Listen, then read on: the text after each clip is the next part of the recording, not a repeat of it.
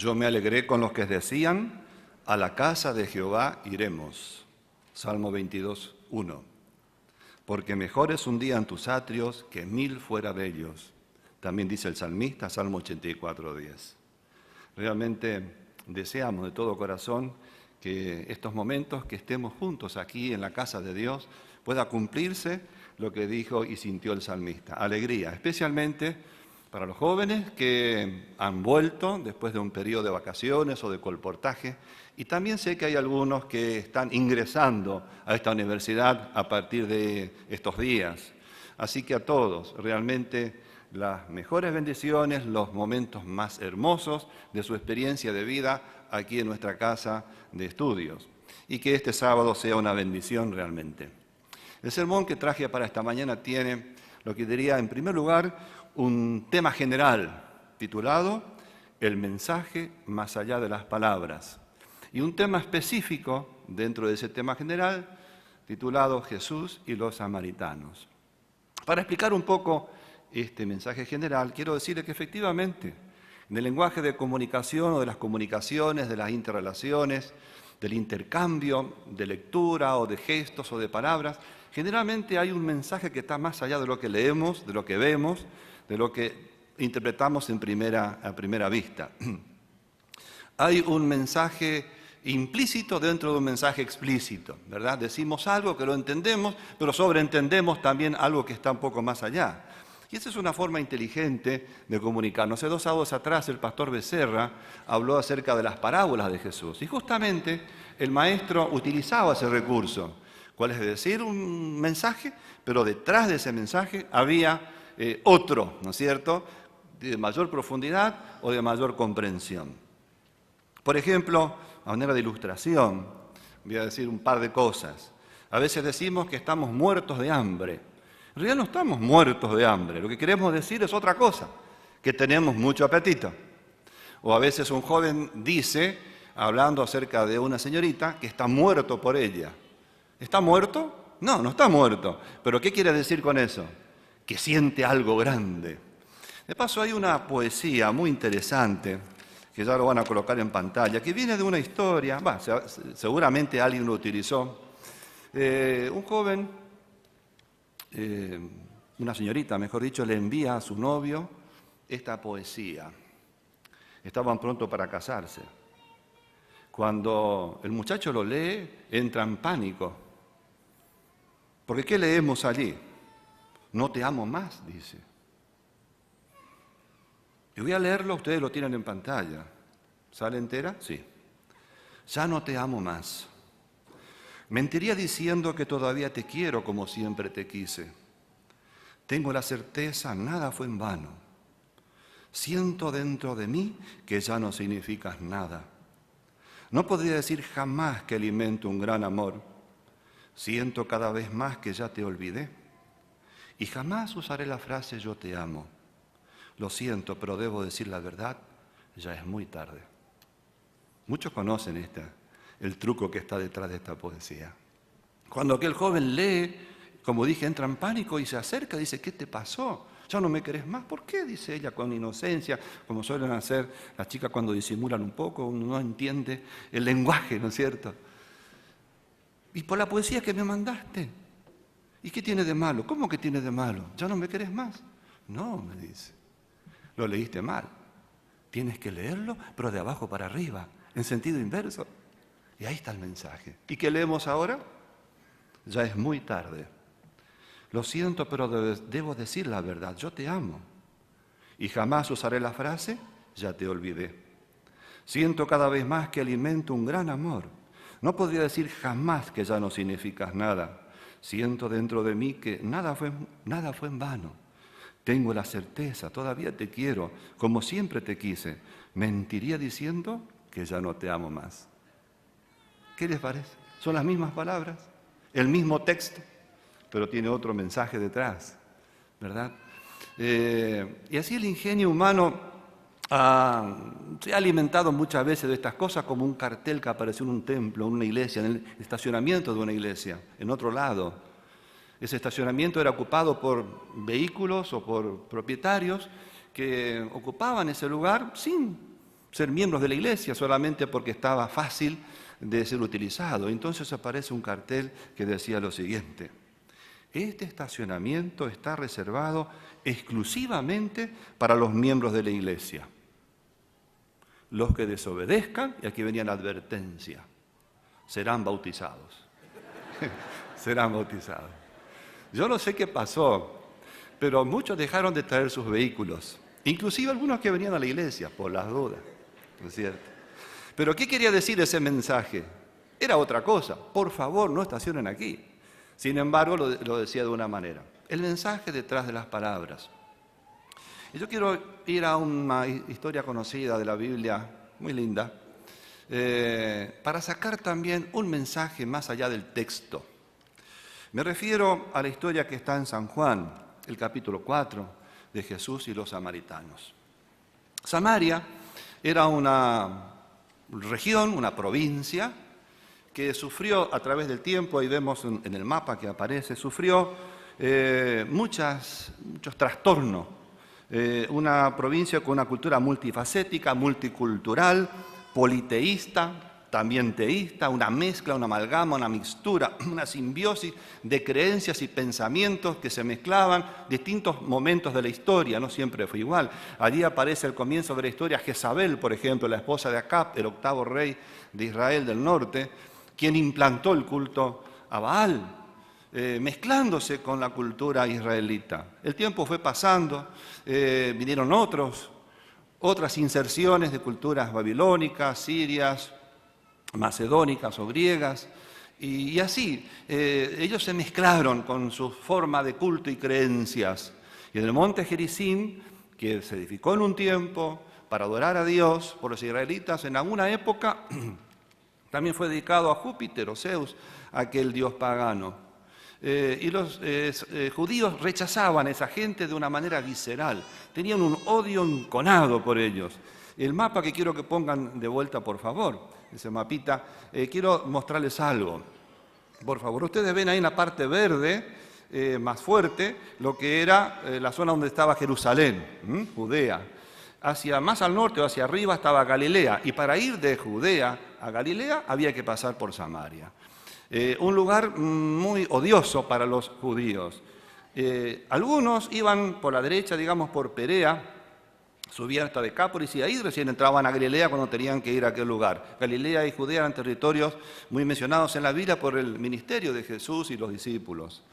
La Biblia menciona, entonces algunos hacían un camino largo, a veces 30, 40, 50 kilómetros de más, con tal de no pasar por Samaria. Y si pasaban por ahí, según leí algunos relatos, comentarios, al terminar ese territorio, algunos se sacudían el polvo, está en la Biblia inclusive, el polvo de la tierra samaritana, para que ni una partícula de esa gente, aunque sea la tierra, quedara pegada a su cuerpo. Y algunos hasta se bañaban, con tal que no quede nada de samaritano en ellos. Esa era la sensación de piel que había entre ellos. Solamente los ilustro. Muy bien. Y entonces, en San Juan capítulo 4 se relata una historia que no voy a leerlo, solamente mencionarlo porque mi objetivo va por otro lado. ¿Qué se relata allí? Se trata la historia de que Jesús en un momento de Jerusalén quería ir hacia Galilea y pasa por Samaria. Y una aldea de Sicar, ahí se detiene junto al pozo de Jacob. Estando en ese lugar, se sienta al lado de un pozo que estaba allí, que Jacob había dejado. Perdí unas fotografías que tenía de aquella zona, pero tomé unas imágenes. Jesús se sienta allí, espera mientras sus discípulos se van hasta el pueblo a buscar de comer. En ese interín llega una mujer a buscar agua. Conocemos la historia, solamente quiero recordar los hechos centrales. A buscar agua y se establece un diálogo con Jesús. La mujer se sorprende. ¿Cómo? Un judío hablando de una samaritana mujer, encima con una vida complicada, etcétera, etcétera.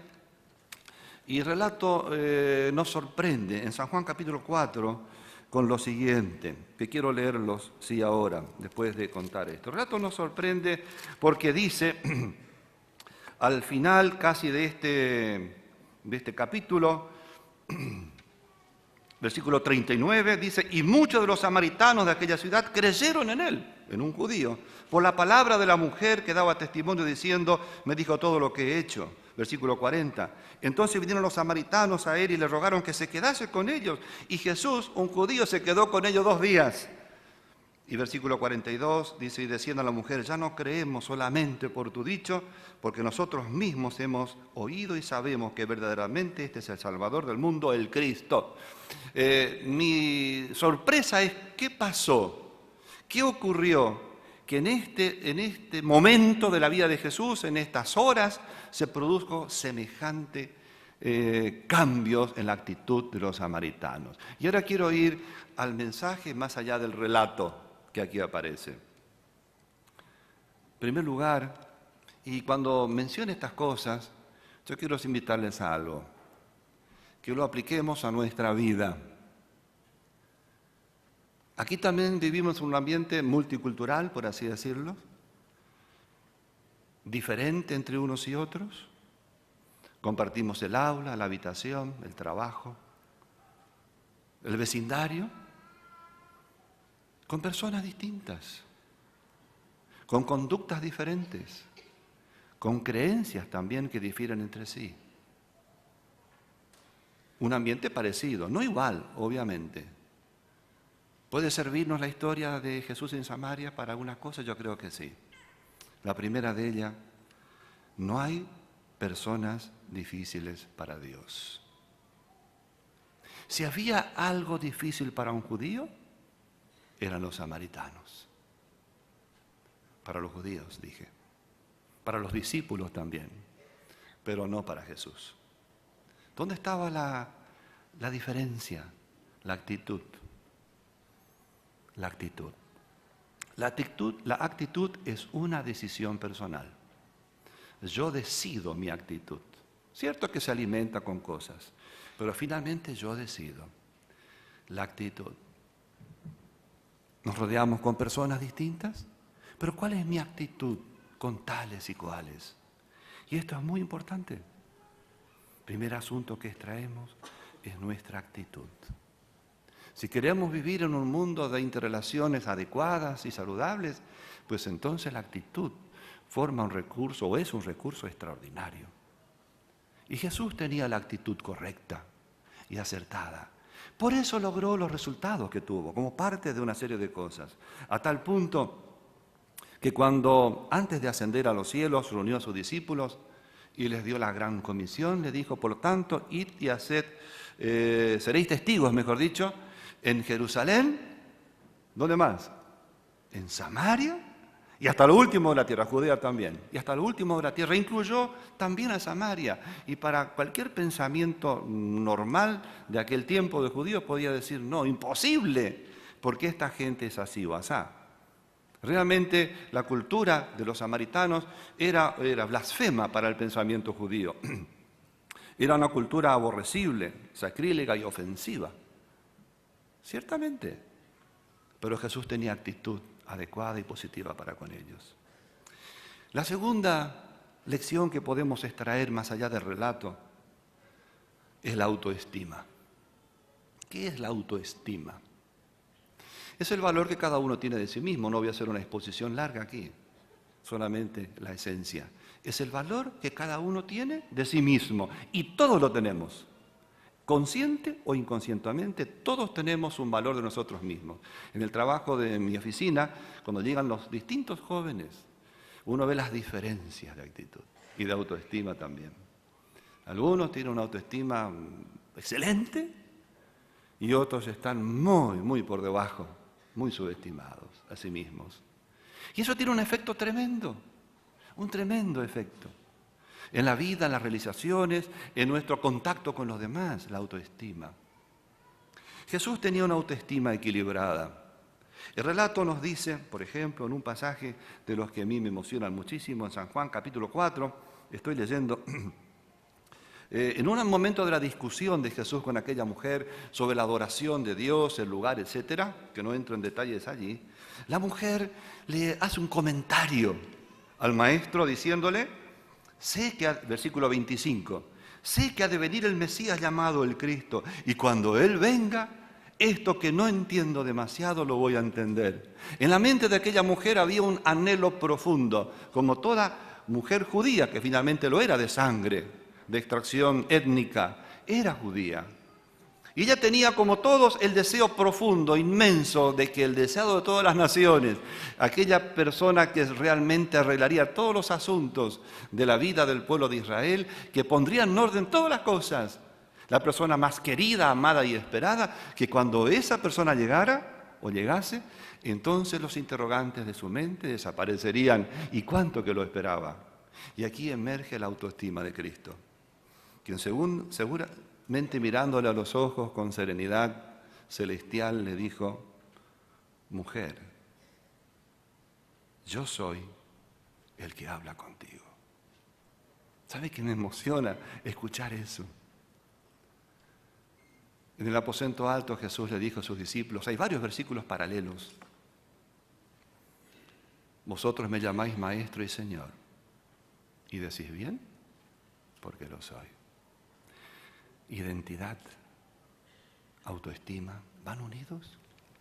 Es bueno tener una buena autoestima para las realizaciones temporales, laborales, estudiantiles, etc. Es bueno, porque empujan y ayudan. Pero ¿qué de la vida espiritual y religiosa? ¿Cómo está? ¿Qué pasa cuando queremos hablar con alguien y nos sale el tema de la religión en nuestra conversación? ¿Qué ocurre? Piénselo. La autoestima es importante. Dice Elena G. de White, hablando de este recurso extraordinario que se logra a los pies de la cruz, dice, muchos que son aptos para hacer una obra excelente logran poco porque a poco aspiran. Miles de cristianos pasan la vida como si no tuvieran un gran fin que conseguir, ni un alto ideal que alcanzar. Y entonces dice, una causa de ello es lo poco que se estiman. Cristo dio un precio infinito por nosotros y quiere que estimemos nuestro propio valor en conformidad con dicho precio. ¿Dónde se encuentra la autoestima? ¿Dónde se realiza la autoestima? Esta cita está en Ministerio de Curación, página 398. ¿Dónde se realiza? A los pies de la cruz. Cuando te encuentras con Cristo, como esta mujer, que cuando vio la actitud de Cristo, su autoestima también creció. Lo vamos a ir viendo un poquito más. Hay una hermosa frase de un teólogo, Carlos Odge, lo digo así en español, y dice así, la gracia de Cristo humilla al hombre sin degradarlo y lo exalta sin inflarlo. Qué hermosa frase. La gracia de Cristo humilla al hombre, pero sin degradarlo. Y lo exalta sin inflarlo. Qué hermoso pensamiento. La autoestima equilibrada produce efectos maravillosos. Hace un tiempo, dando un ciclo, estando en una ciudad, el pastor me dijo que cierta hermana tenía siempre gente para bautizar. Quise conocerla, fui a su casa y estuvimos conversando, almorzamos juntos. Entonces le pedí que me cuente cómo hacía, cuando otras personas del mismo lugar pasaron años, toda la vida, sin nadie que bautizar y traer las piedras. Entonces me dijo, pastor, vivía con su hijo que es maestro en una escuela, me dice, me cuenta su historia de entrega a Cristo diaria. Pero dice, algunos días del año, algunas noches del año, yo dedico toda la noche a orar, los sábados de noche. Ahora vamos a entender por qué, cierto sábado de noche. Y le pido, Señor, le digo, yo estoy tan feliz de conocerte, pero quiero compartir mi fe con otros. Ayúdame para que mañana domingo encuentre a alguien. Entonces me contó lo que le pasó en algunos domingos de esos. Uno de ellos fue al supermercado, después de orar y levantarse, hacer sus cosas, a comprar cosas para la casa. Y ahí fue a las góndolas de la mercadería, fideos, azúcar, leche, yerba no, ella no compraba yerba. Bueno, mensaje detrás de las palabras, ¿no es cierto? Y después se pasó a la zona de frutas y verduras. Y estaban mirando las cosas y había una mujer desconocida allí, mirando lo mismo. Y como son las damas que son comunicativas, ¿no es cierto? Comentan voz alta esta señora desconocida y dice, qué cara que están las berenjenas. qué cara que están las berenjenas. Ahora yo les pregunto, ¿a ustedes se les ocurriría que detrás de esa frase hay un interés por estudiar la Biblia? A mí no. Pero ella sí. Entonces, ¿sabe cómo responde? Sí, señora, puede ser que estén caras o baratas. No habló de la política. Y dijo, porque sabe, yo soy adventista del séptimo día. Y nosotros consumimos muchas de estas cosas porque son buenas para la salud. La otra mujer quedó muda por la respuesta que oyó. Pasó 1 minuto o 2 y se acerca y le dice, ¿usted dijo que es adventista? Sí, dice ella. ¿Sabe? Dice, hace mucho tiempo estoy buscando una persona adventista que me quiera enseñar la Biblia y no sé dónde encontrarla. ¿Usted se animaría a hacerlo? ¡Qué maravilla! Esa señora se bautizó. Cuando esa señora se bautiza con su hija, esa noche que hizo la hermana, toda la noche oró y dijo, Señor, gracias, pero mañana domingo quiero otra. Al otro día, domingo, tenían en venta un auto, su hijo. Así que llegaron interesados. Finalmente un matrimonio se interesó. Así que el hombre quiso dejar dinero en seña para que el otro día, lunes, vinieran a hacer los papeles. La hermana dice, no hace falta, con su palabra está bien. No, pero fíjese, qué sé yo. Y la mujer dice, acá hay un estudio bíblico. Detrás de ese diálogo, que a poco se nos ocurriría entender que detrás de eso hay algo. Y le dice, ¿sabe, Señor? Le dice, yo soy adventista del séptimo día. Y estuve orando para que Dios me traiga la persona indicada. Y Dios le trajo a usted. Por lo tanto, yo sé que Dios dirigió las cosas, porque yo creo en Él. La señora que estaba allí, la esposa del comprador, le dice, ¿usted es qué? Adventista. ¿Adventista? ¿Y qué es eso? Entonces le cuenta. En resumen, esa familia está bautizada. Autoestima. Lo que hizo la mujer samaritana. Yo lo vi. El otro punto que aparece detrás de esta historia de Jesús, entonces la primera, no hay personas difíciles para Dios. La segunda, autoestima equilibrada al encuentro con Jesús. Tercera, prejuicios. Lo titulé así. ¿Qué son los prejuicios? Las ideas, conceptos que tenemos de alguien sin conocer o conociendo muy poquito. Y hay mucha gente que conoce de alguien algo así y hace una historia así. Me imagina todo el resto. A veces le acierta, generalmente se equivoca. Y produce efectos negativos de actitud. Porque se imagina, y sí, porque me parece. Prejuicios. Qué terrible. Es una de las conductas más complicadas de la naturaleza humana y más difíciles de desarraigar para quien la tiene. Jesús se encuentra con una mujer, podía haber caído en eso. Mujer. Hoy no lo entendemos a ese problema, pero en aquel tiempo sí, samaritana, con todo lo que ellos eran, con una vida complicada. ¿Qué dirá la gente si me ve con ella? ¿Qué dirá? ¿Que soy no sé qué? No. Jesús no tenía prejuicios. No. Dialogó con ella adecuadamente. Y vinieron los resultados. ¿Sabes? Cuando piensas algo de alguien, que lo ves, primero asegúrate de que es verdad lo que piensas. Y si es verdad, trátala como Jesús. Los prejuicios producen efectos perniciosos. Estuve en un ciclo de conferencias en cierta ocasión y era mediodía, habíamos almorzado, estábamos un equipito ahí haciendo tiempo para la actividad de la tarde y en ese interín, a las 2 de la tarde, llega una señora desconocida, entra al salón donde estábamos. Me acerqué para preguntarle qué necesitaba. Dice, estoy buscando un misionero, me dice. Como yo nací en misiones, creí que me buscaba a mí, pero no.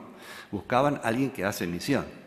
Así que le digo, ¿en qué le puedo ayudar? Y me dice, mire, aquí a 2 cuadras tengo una amiga mía que está enferma y quiero que vayan a orar por ella, me dice. Bueno, vamos, le digo. Y mientras caminamos me contó su historia. Me dice, está enferma de la cabeza hasta los pies. Estará loca, pensé. No, me dice, tiene ampollas. No tiene piel, me dice. Así comienza, no tiene piel. ¿Cómo que no tiene piel? Le digo. No, no tiene piel. Pero al final tenía el cuerpo lleno de ampollas. Desde la cabeza hasta los pies. Bueno, yo, ¿qué será que veré? Llego a la casa y estaba la señora, Fortunata, de nombre. Porque después se hizo un artículo por la historia como termina, titulado La fortuna de Fortunata, me acuerdo, que salió una revista. El asunto es que llego allí y estaba ella ahí acostada en una cama, tapada con sábana, no se podía vestir, porque tenía todo el cuerpo, como ya lo dije, rodeada de medicamentos, calmantes, pomadas, qué sé yo. Entonces la saludo, comenzamos a hablar, y a los pocos minutos ella me cuenta que en su casa, al extremo del terreno, había un departamentito donde vivía su nuera con su hijo, casada con su hijo. Y cuando mencionó a su nuera, se encendió. Y dijo palabras que si yo digo acá, tengo que devolver las credenciales de pastor. No las puedo decir. Terribles. Un odio visceral.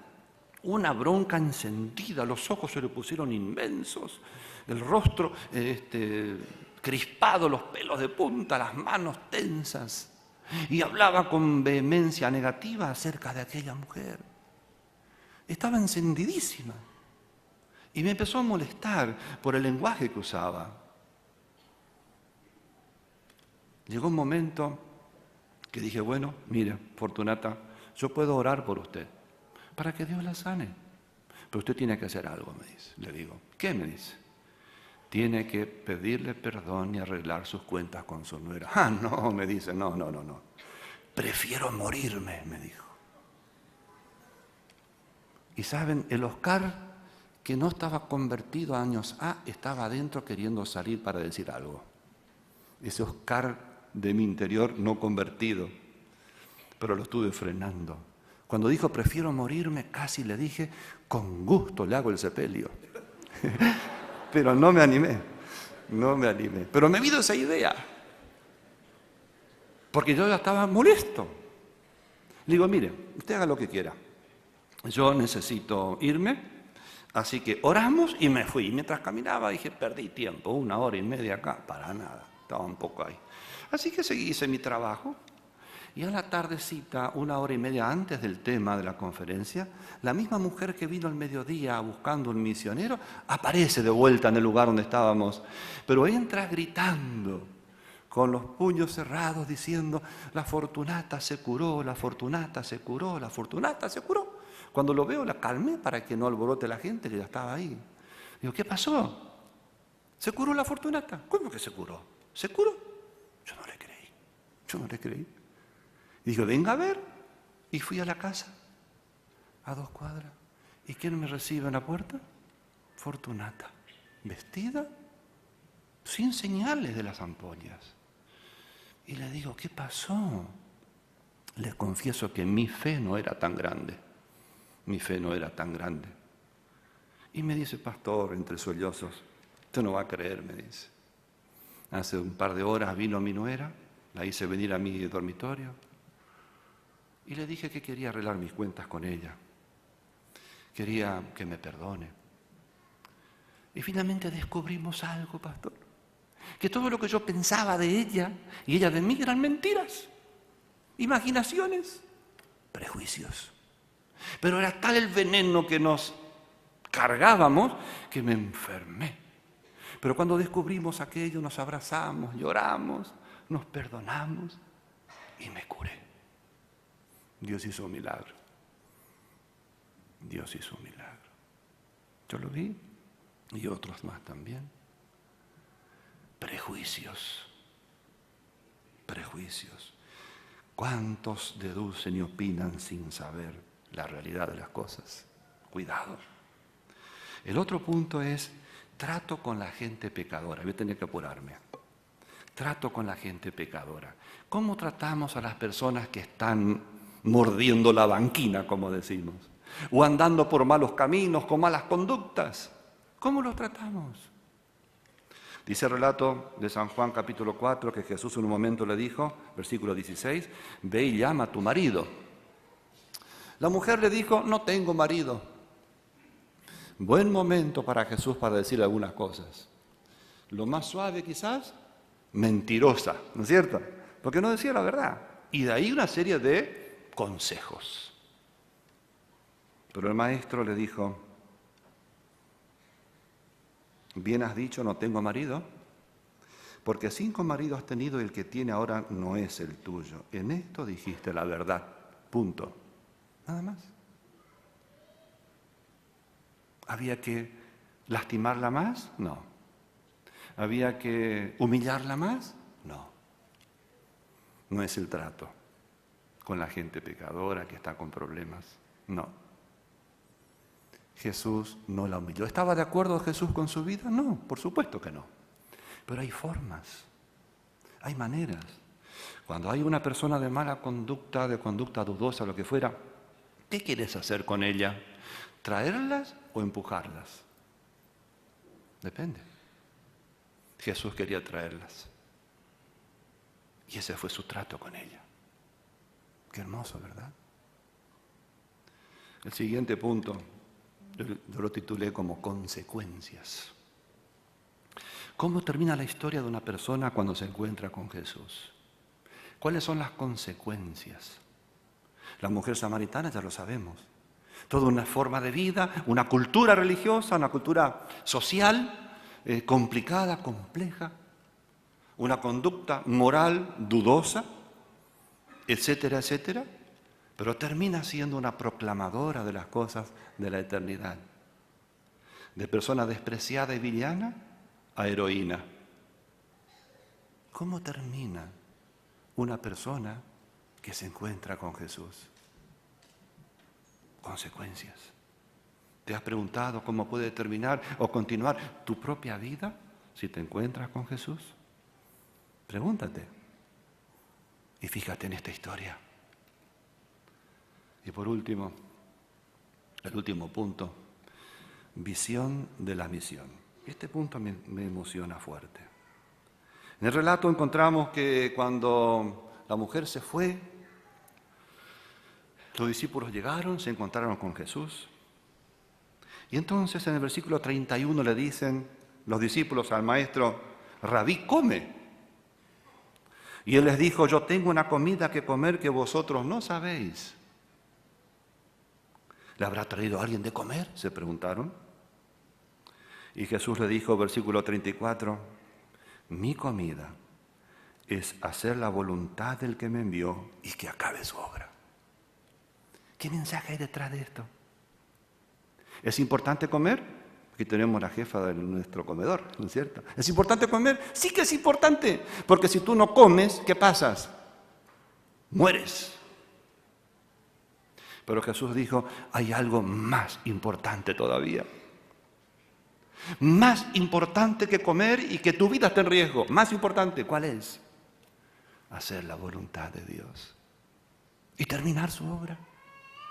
Es mucho más importante. La mujer lo entendió, porque dice el relato que cuando volvió al pueblo, hasta dejó su cántaro. Ella vino al pozo a buscar agua. Lo que más quería. Un trabajo costoso. Pero cuando se encuentra con el maestro, se olvidó del cántaro. Porque había algo más importante que el agua, más importante que la comida. Y es hacer la voluntad de Dios. Esto ocurre si te encuentras con Jesús. ¿Sí? Entonces Jesús lo ilustra con la semilla del campo, el trigo, la avena, no sé, soja no había en aquel tiempo, pero con lo que sea. Si tú no lo cosechas, se perderán. Y el maestro le dice, levanten los ojos. Y miren, y cuando dijo esto, estaba contemplando a la muchedumbre que venía con la mujer desde el pueblo a encontrarse con Jesús. ¿Se refería a ellos?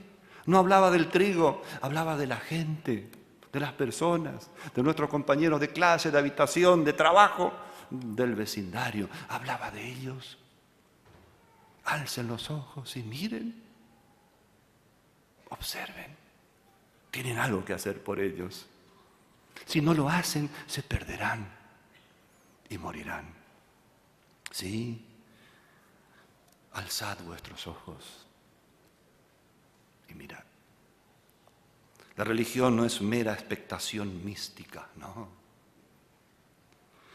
Mira a los demás con los ojos de Jesús. Y si lo haces, no habrá en tu mente personas difíciles para Dios. Tu autoestima será equilibrada. No tendrás en tu vida el nefasto resultado de los prejuicios que dañan a tanta gente. A ti no te afectará. Sentirás dolor por el pecado de la gente, pero serás como Jesús al tratar con ellos. Y las consecuencias serán sencillamente maravillosas si miras a la gente con los ojos de Jesús. Para eso, encuéntrate con Él. Él será sinergia de todo lo más bello y armonioso del mundo sideral en tan solo una palabra: Jesús. Para que los sueños den sueños de tu vida personal, profesional, familiar y espiritual se encuentren y se conviertan en una eufonía magistral y celestial. ¿Quién sabe si este encuentro real con Jesús no sea la nota que falte para darle armonía perfecta al pentagrama de tu vida? Piénsalo. ¿No querrás tú ser acaso un emisor de mensajes más allá de tus palabras? Más allá de tus actos, más allá de tus gestos, pero de un mensaje magistral y maravilloso que proviene del encuentro con Jesús. Dios te bendiga. Amén.